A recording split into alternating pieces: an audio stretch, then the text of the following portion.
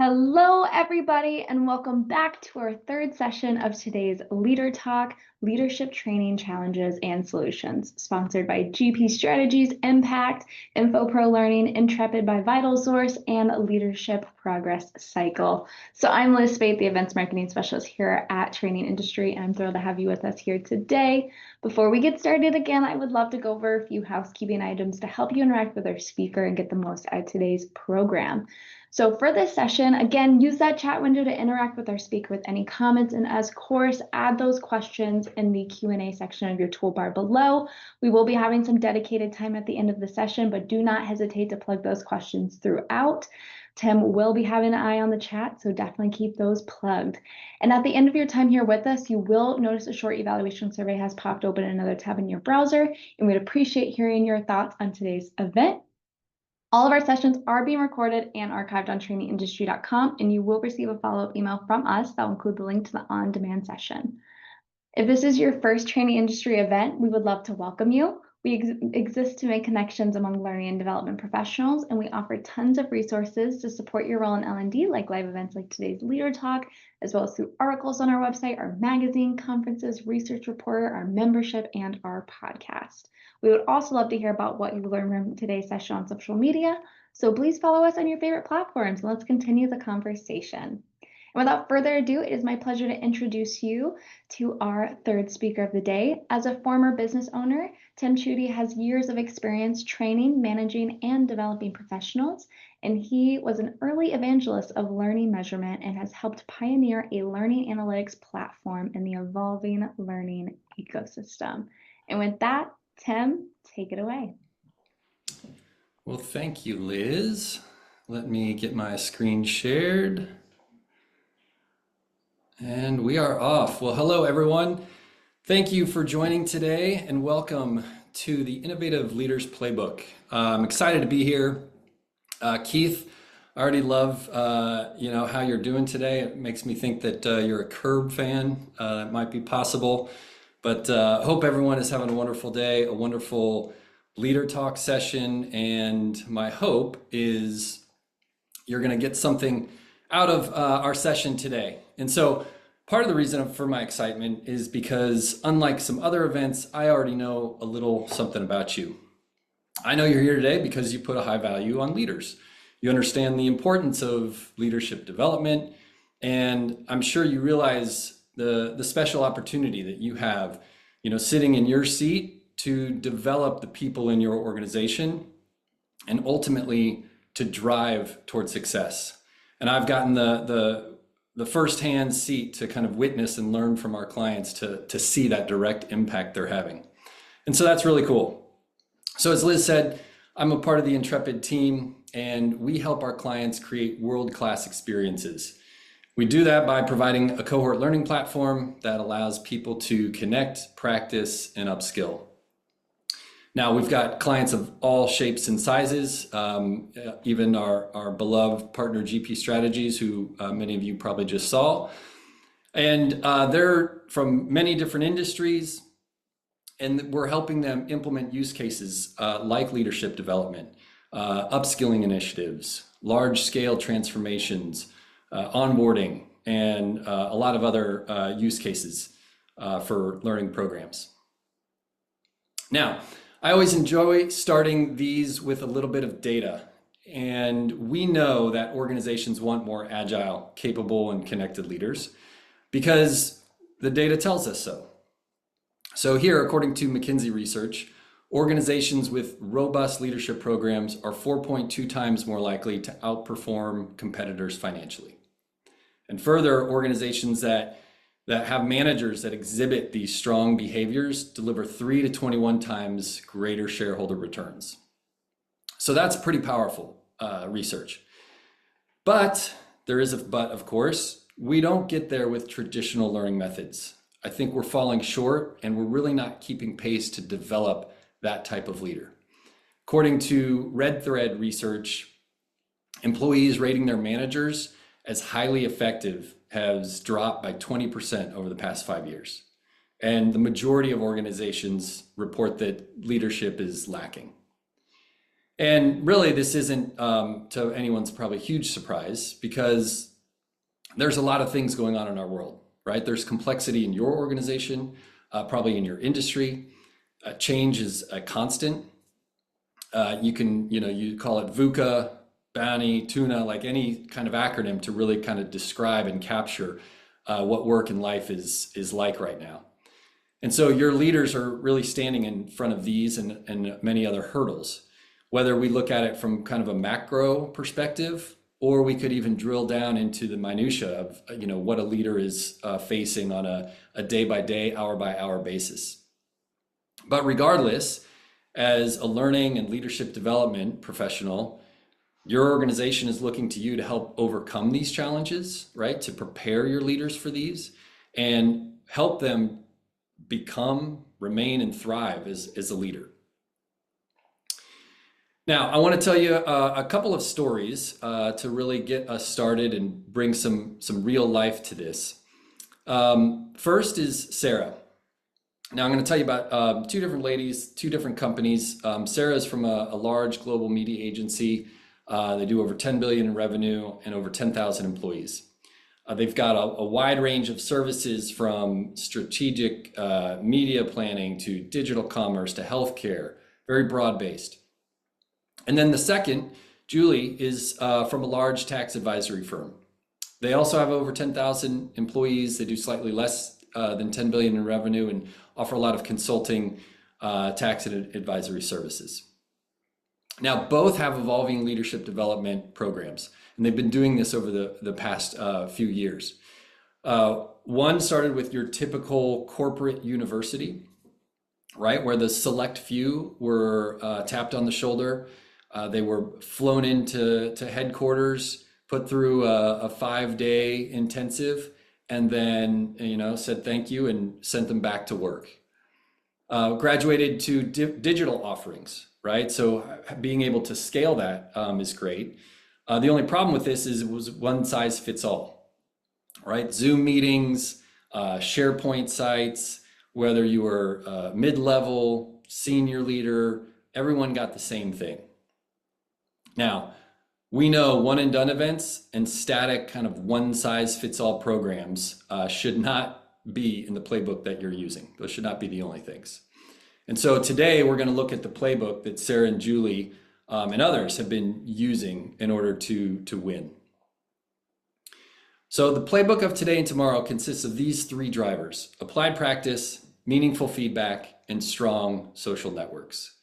So both Sarah and Julie raised the bar and executed on these, and I'll talk more about them in a few minutes. And maybe you're using a similar playbook with these.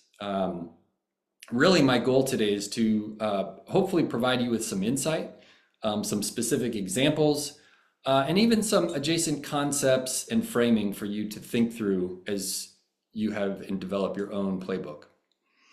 So before we get into the play-by-play, I want to start with a concept that is near and dear to all of our hearts, I'm sure, which is learning in the flow of work.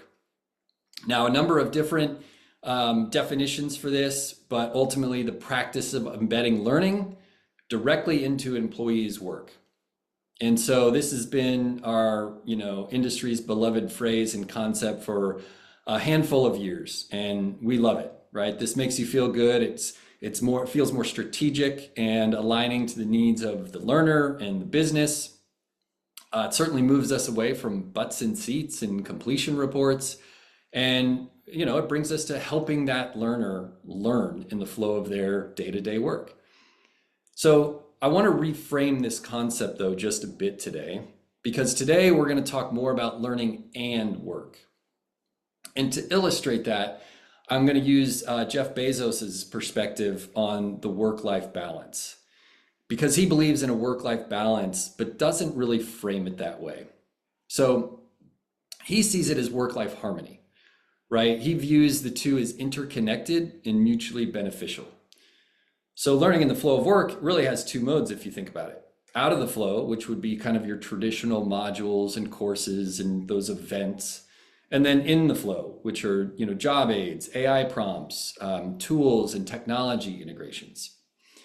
But That's not always true. So Bezos talks about the work-life balance and implies that the work-life balance implies that there's a strict trade-off, right? Either or. And the same thing for learning and work. We don't want to separate learning and work out of the flow, but we also don't want to just embed learning in the flow all the time. So the middle ground is what's underserved. And what we're doing is we're striving to create this continuous loop for learning and working. We don't just pull people out of work. We don't just chase them inside tools. We want to connect learning and work so it's cyclical and each one can amplify the other. So you go and you learn something, you go implement it and try it out at work. You bring that experience back for reflection. Maybe you receive some feedback and ongoing coaching, and then you level up. Right? That's how you build skills. That's how learning and work go together. So keep that framing in mind. I don't want to totally poo-poo learning in the flow of work, but we want to talk about learning and work. And that leads us to get into the first driver of the playbook, which is applied practice. Now, we know that most powerful learning happens within our real work responsibilities, right? When people can connect a new skill to the work they're already doing, that learning becomes meaningful, or what we like to call it's ruthlessly relevant. One of our clients calls this radically practical. It's where the experiential formats make such a difference though. So you won't see videos and quizzes in the list that you're looking at here. So like take, for example, role plays, right? Allowing people to practice those conversations that we know are going to be difficult, that they're going to face.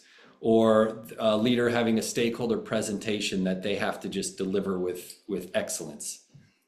Peer consulting, where two colleagues might be working together, they're troubleshooting and working on a real business challenge.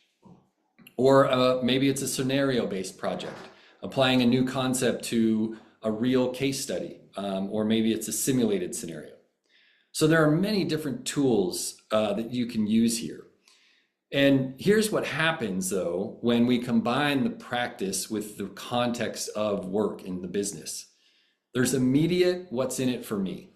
And that's what we're striving for that engagement, right? It's helping me now, or will help me in the future for the work that I'm doing. So I'm going to be highly engaged on that. My retention is going to increase because I'm making emotional connections to what's being done. And I've now anchored a new skill to the tasks or the project, that work, whatever it is I'm doing. And so that's what you're really striving for with the practice and application. Now, it's a really exciting time, I'm sure you've realized this, to be in our industry because of the innovative edge you can take with AI. It's almost as if AI was really built for applied practice. Role plays, difficult conversations, decision making. There's just so many scenarios and different ways to leverage AI. Two of our popular examples at Intrepid are shown here. So one with high performance coaching and another with a performance review role play.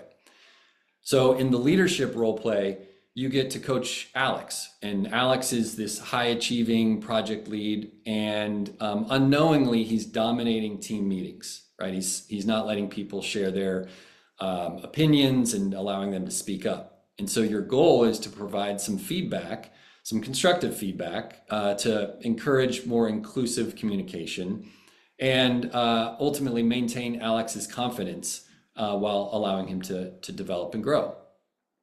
And so on the other side is a performance review. And we've seen clients tackle this often now. It seems like every other client is doing this. But with the review, you get to now deliver in a safe, structured environment with a realistic scenario and then AI-driven coaching. So those are hard, right? Those performance review. And they require this kind of balance of clear, constructive feedback. You obviously have to express some empathy, sometimes some stern accountability, but ultimately to help that, again, individual grow. And so what's really impactful here is in the first example, you could train the AI for Alex to be confrontational. Maybe you could have train the AI to have him be checked out. The performance review can be set up for like a more guided mode or an evaluation mode. And AI gives you this tremendous flexibility to help that scale that personal experience across the org. So you don't need AI to be innovative though. I want to show you, let's go back to Sarah and her program. This is highly innovative and very impactful. She had leaders in her program bringing forth challenges from their business, right? So something that was near and dear to them that they may have been working on. And as each person, each leader brought forth this challenge, they were put into small teams of 3. The team of 3 would decide which challenge they would take forth, and then those were presented amongst their peers. And so they had peer evaluation for those, and ultimately the top challenges with their solutions got to present in front of the global board of directors. And so this solution ultimately got implemented back into the business, which is where that direct impact comes in. There's this direct impact from a leadership development program and learning to actually implementing business solutions, which is extremely powerful.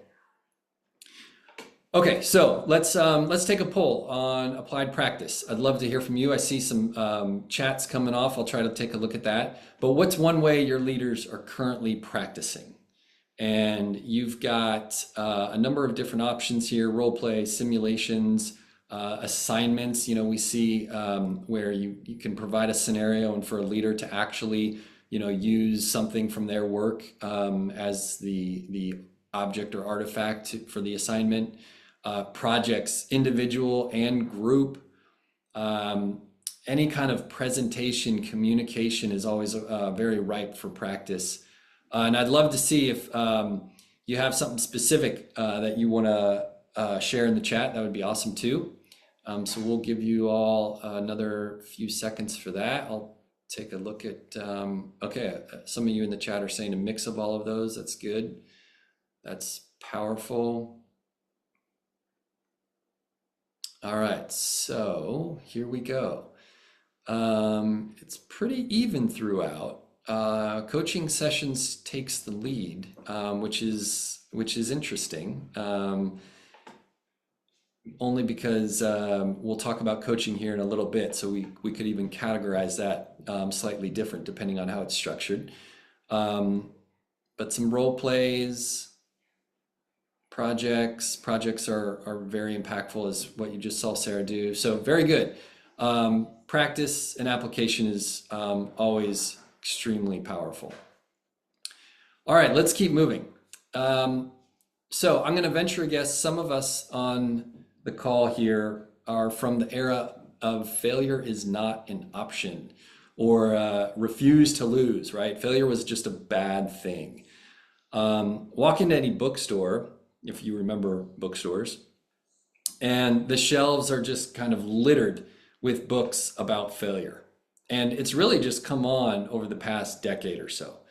But these books and the research is now proving to us that failure is a strength, right? It's not something to be ashamed of or hang your head on.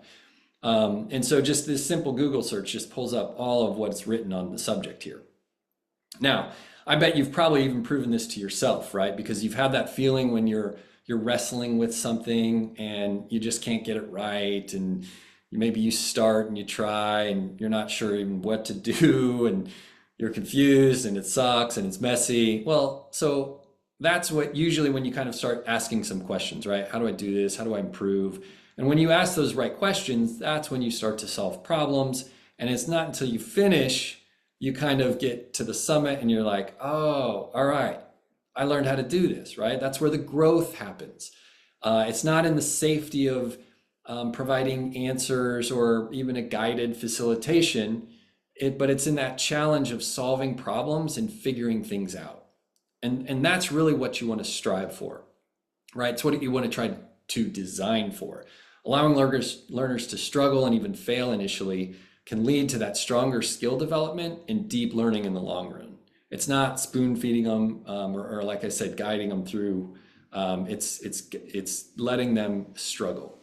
And I just have to point out, I was laid up with elbow surgery and watched The Martian. If you haven't seen this movie, it's a spoiler alert, so mute me right now. But in here, Matt Damon's character is stranded on Mars and everything goes wrong. But each and every time, with help from NASA, he asks these questions and comes up with solutions and ultimately figures out a way to, for his peers to slingshot back to Mars, pick him up, and then head back to Earth. And it was just failure after failure, right? But in the end, he's a professor and teaching everybody about his life on Mars. So a success. Now, some of you might be familiar with Lev Vygotsky's concept of the zone of proximal development. I want to point this out because it's very powerful. It reminds us that people learn best when they're stretched just slightly beyond what they can do. But here's the key, they're still supported, right? We're not, we're trying to find that sweet spot where they're pushed beyond their current capabilities, but not so far where they're just overwhelmed, frustrated, and then disengaged. So the struggle or the failure is key here, but so is the support that goes with it. And so that's where scaffolding and design comes in, offering just enough guidance so that they can work through the challenge themselves. All right, let's move on. Number 2, meaningful feedback. So real work provides that stretch zone every day that we have the opportunity then to design learning to fit right into that. So if we keep that zone of proximal development in mind, we know practice alone isn't enough, right? Practice without coaching or support could lead a learner to being frustrated or disengaged, as I mentioned. And now, perhaps it goes in the other direction too, where learners are confident, but they're practicing in the wrong way. They're not getting that feedback. So to really grow, people need that feedback, that coaching, that validation. Now, here are some leadership skills. These aren't skills you develop or perfect by just learning, right? You can watch a video or take a course on building an inclusive team or mastering a difficult conversation, but you really need to then practice and then build in the feedback. And so it's one where you need to go through the motion and receive the feedback and get the guidance in order to master it. So we could make assumptions on kind of how we define and look at coaching and feedback, but I just want to differentiate these just a bit. So coaching, we look at it as an ongoing process, guiding, supporting, challenging learners to apply, these various skills in a work or real world context. It's not a point in time. It's more development focused, where we're focused on their continuous growth. A good coach would use questioning techniques, goal setting, probably providing strategies, but we're not just like giving them the answers, right? So when you're coaching, you're not only taking the opportunity to build the capabilities, but also providing confidence in those skill sets as well. Now, the feedback, let's define this. This is information given to the learner about their performance, their behavior, or progress relative to some expectations. So this helps a learner understand what they did well, where they need to improve, how they might adjust for improvement.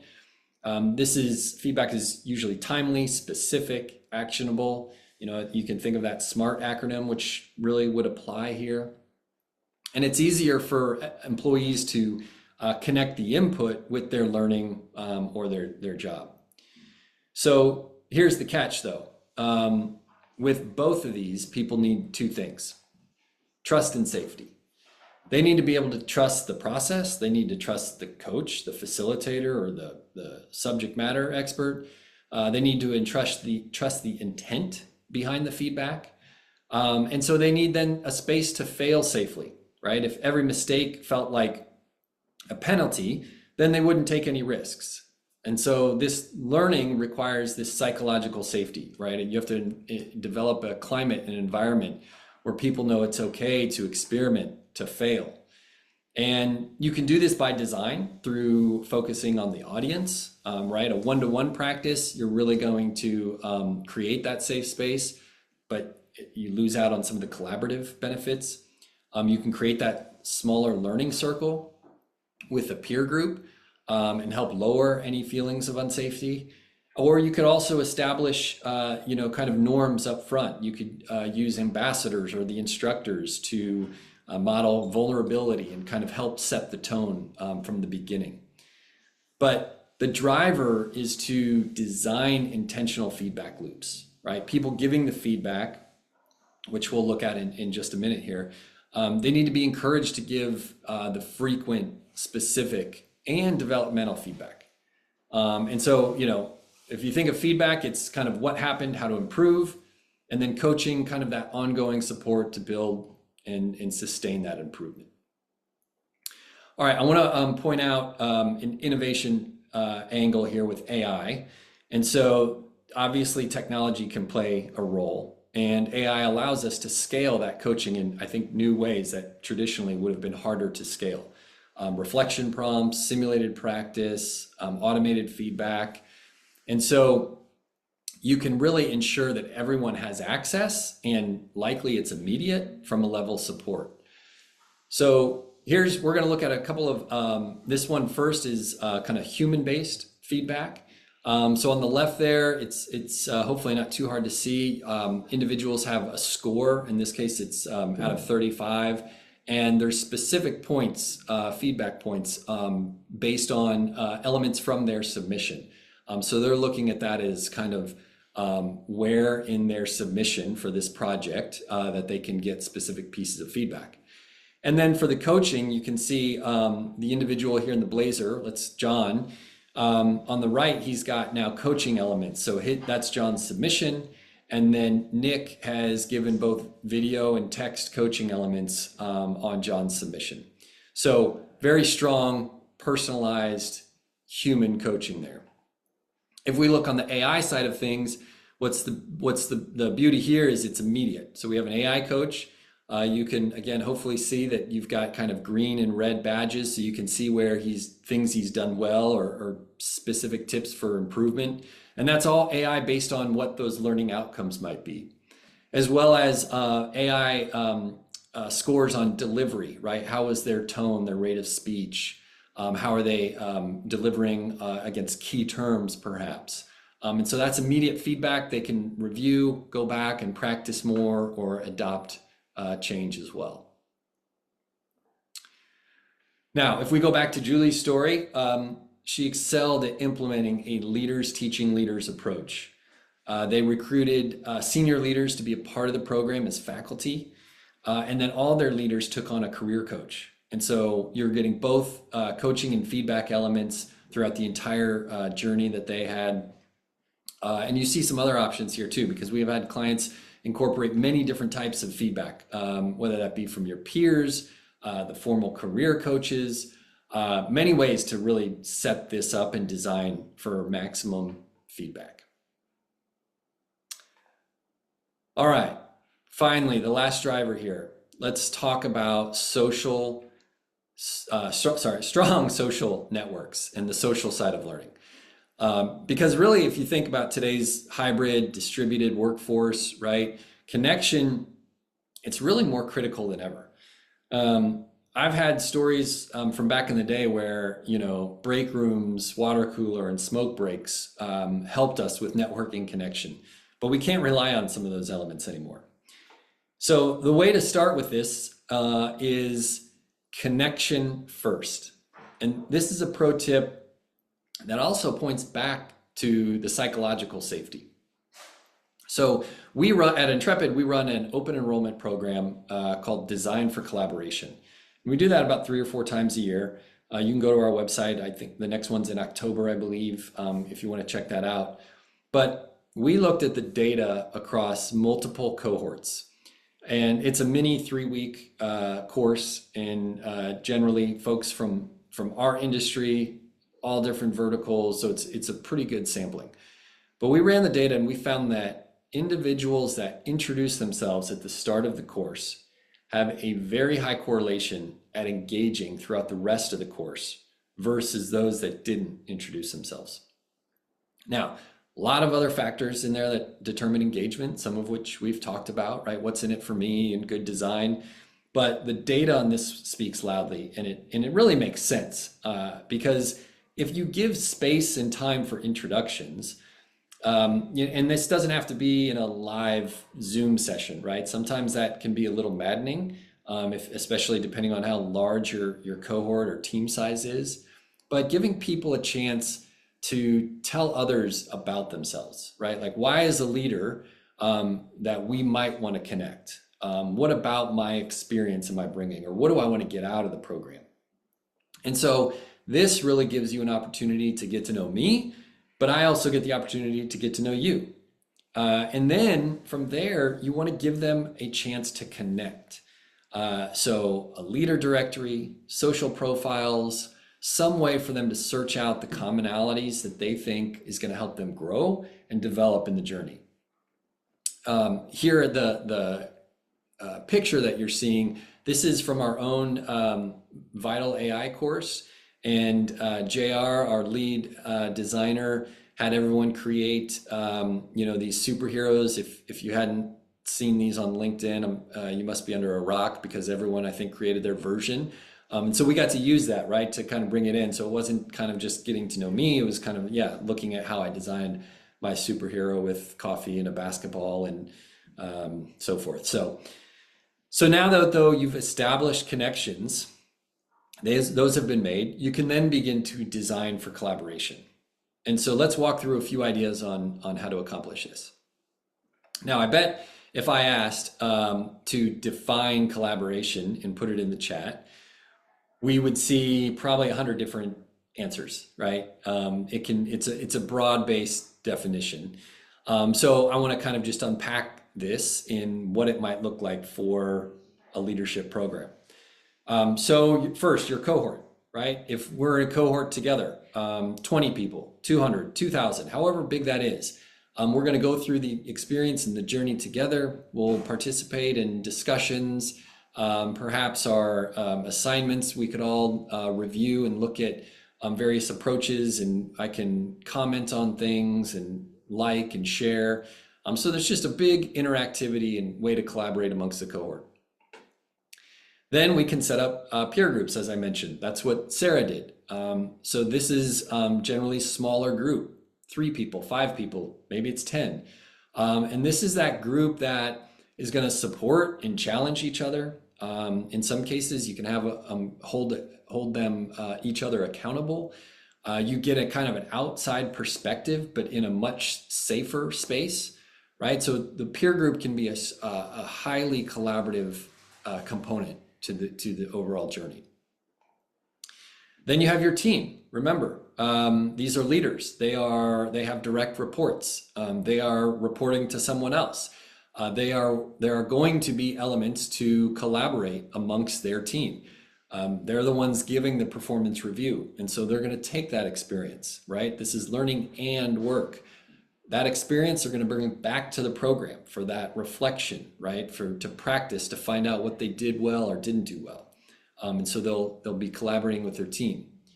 And then lastly, other stakeholders. So everyone here is in an organization, a business, and you're going to be collaborating with other lines of business, or perhaps it's external to the organization, right? It could be a customer or partner. Those are all experiences to collaborate and bring back to the program. And so when these groups start to kind of collaborate together, you start to break down the silos, right? Knowledge actually is moving and moving faster. Ideas start to flow freely. And it's really a place where innovation can thrive. And this is where then someone that develops a leadership network where leaders can really learn with and from each other, they start to create alignment with each other, right? They spread their knowledge and their best practice, and then they build a more resilient organization. So many times we've heard about kind of that institutional knowledge leaving the workforce, and this is a way to combat that. And this is the key, though, that I do want to leave you with here. The social network, it's not just it's not a side effect of good culture. This is really, I think, the driver of it, right? In a world where we're oftentimes physically apart, designing these networks of connection where people get to learn and innovate and work together and move forward is where it becomes really powerful. So both Sarah and Julie established strong connections and peer networks. In one case, social profiles and member directory was wildly successful across business lines, especially geographies. Anyone dealing with kind of a global disbursement of employees or members or partners, you're going to get a lot of opportunity here to connect and allow people to build that network, because oftentimes it's not flying everybody in. We don't get a chance to meet face to face. And so these strong collaborative experiences really help leaders to continue to grow and develop throughout their journey and into their career. Okay, I didn't want AI to be the front runner for this, but we can't ignore it. It's a very strong tool for us in L&D to leverage, and hopefully you've at least started with it or seen some good examples today. But like any technology too, it's not a silver bullet, and you don't want to just kind of use it in a willy-nilly fashion. Some of you might be familiar with Ethan Mollick. He certainly talks quite a bit about AI. And so according to Mollick, transformation and implementation, for that to take place, executives need to really be experimenting with this. So he talks about kind of 10 hours of hands-on experimentation with AI. And that's to understand the capabilities, the limitations, and he's just always very surprised at how little leaders have done this. And so it's important to point that out, because just like learning, right? I could give you some articles and videos, but that doesn't replace that practical application. And so he kind of provides this framework for leader, lab, crowd. And I think it's really useful to think through. So the leader personally using AI, setting the vision for its use, showing others that it's safe and beneficial to experiment, share those successes. The lab, this is to really create a centralized unit for AI experimentation. Now, I can speak for our clients. I'm sure that you all have org-wide kind of councils, but L&D, I think it's important to establish that as well within the L&D function. And so this is the unit that should kind of be really testing the use cases and building out solutions. And then the crowd, to incentivize others to share these kind of AI breakthroughs, how it's bringing value to the organization or people's day-to-day, addressing any kind of concerns or fears. Mollick talks kind of about job security, but making it, again, creating that safe space and allowing them to test and use AI. So this is a very good framework to, if not apply, at least kind of give some reflection on for your own internal org. And I can speak, we're doing this Intrepid by VitalSource. We have a Vital AI course, and I can tell you firsthand, it's so cool. It has brought tremendous value, right? From our leadership establishing kind of the vision, being involved as well, and then the shared successes across the org, and seeing how others are using it. And it just takes one example for someone to really pick up an idea that they can implement into their workflow and become much more efficient, right? Increase productivity and so on and so forth. So AI is certainly not the silver bullet. At Intrepid, we don't think it is, but it is an absolute value maximizer and can help do some incredible things. So the playbook of today and tomorrow: applied practice, meaningful feedback, and strong social networks. So again, I hope this sparked some thought. I hope maybe you captured an insight or a takeaway that you can go back, you can review, you can reflect on that, discuss this with your peers. Maybe you can improve what you're doing today or implement something here in the future. And it's worth noting, our LED team, they live and breathe this every day. They'd be happy to ideate with you, answer questions, but really help you kind of think through and work through that process. All right, with that, Liz, I think I will turn it back to you and see if we have any questions. Yes, as expected, when you open the can of AI, there were a lot of questions about tools. And I Okay. kind of want to go with Keith's question mainly. What specific AI tools can provide real-time feedback and respond to some of these human coaching needs? Yeah, so our Intrepid tool, which leverages Bongo, has an AI coach that's built in for that real-time feedback. Our AI activity, which leverages OpenAI within the platform, can give you that real-time feedback. So most tools today are becoming AI powered, and I think it just depends on ultimately kind of what that use case is, and that it can provide feedback because that's where things can get really personalized and become adaptive. It's not just using AI to kind of design the experience, whereas take the role play. I could have the individual, the direct report be unhappy and grumpy, and I've got to figure out how to coach them through it. I also then use AI to get the feedback on and evaluate me, right? And then the next time I go and practice that, it's using my first attempt to train my subsequent attempts.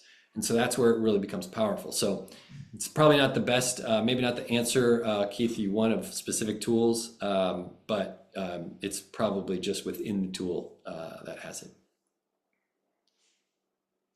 Perfect. I was about to say, there was just more of a generic, what AI tools are you using, Jean had asked. So I don't know if you have even more like generic ones that you would recommend as well versus specifically Keith's real-time feedback. So wanted to see if you had any there. Yeah, I mean, I can just speak to our clients. I mean, most organizations are adopting, the large LLM, so OpenAI, Copilot, Claude, something like that. That tends to be exist at the enterprise level. A lot also are essentially developing their own LLM. And then for Intrepid, we have our technology is built within the platform. And that's what makes it easier for clients to just create the role play right there, create the coaching scenario, whatever it might be. So that's probably the best answer it can provide here. Perfect. There was a really great question in the chat. How do you keep learning going after the program ends? That seems to kind of be a big theme across the board. Yeah, we preach a lot about the end is not the end. And I didn't do a great job of pointing it out. But certainly in that connection, once the program is kind of quote unquote over or completed, you do have a tremendous opportunity to foster the connection and collaboration going forward. So, take that cohort of people, they are now like-minded peers that have completed, leadership essentials, let's say. So you could establish a community of practice. It might be kind of, if you can kind of think of an alumni concept, that everyone that's made it through is this kind of frontline leader. And so establishing a community. So at Intrepid, we have a community feature to do that. It's not a formal course per se. Giving them an outlet to maintain and foster those connections is key. But back to also, Sarah and Julie, they have essentially a overarching journey of multiple years. And so if you can create programs that, an individual can go through level 1 and then they move to level 2, for example. And so they're not just looking at this program as a point in time with an end. They're looking at a broader journey for their career development, and that they know that they'll be connecting and engaged, developing themselves throughout. Perfect. And I think we have time for one more question. And this question was, how do you handle different levels of leaders in the same program? So really kind of what I just mentioned. The worst thing you can do is one size fits all. And so it's best to define kind of maybe the level of leader you want to target. Certainly a first-time leader is not going to be getting the same, should not be getting the same content experiences as, an executive or a VP level. And so breaking up that and creating those kind of moments over one's career is what's really going to drive engagement, drive results through that overall leadership journey. Beautiful. Well, that is all the time we have, Tim. Is there anything else you would like to leave with the audience today before we head over to our next session? No, thank you all very much for your time. I know you all have maybe stuck around for one before and after, so appreciate it. If you have questions, you can connect with me here, or challenges, you can challenge me on anything too. And I look forward to the next one. Thanks, Liz. Thank you. No, this was a great session. Great questions, great engagement. I love the discussion. So thank you so much, Tim, for walking us through all of this. So for everyone else, though, we will be taking about a 14-minute break. Up next, we do have Sarah from Impact for their session, the new leadership development playbook, Say Less and Do More. So in just a moment, I will end the session. You can join our next session by returning to the event lobby and going to the session tab. I hope you stick all around for our next session, which will begin at the top of the hour. I hope to see you all soon. Bye, everybody.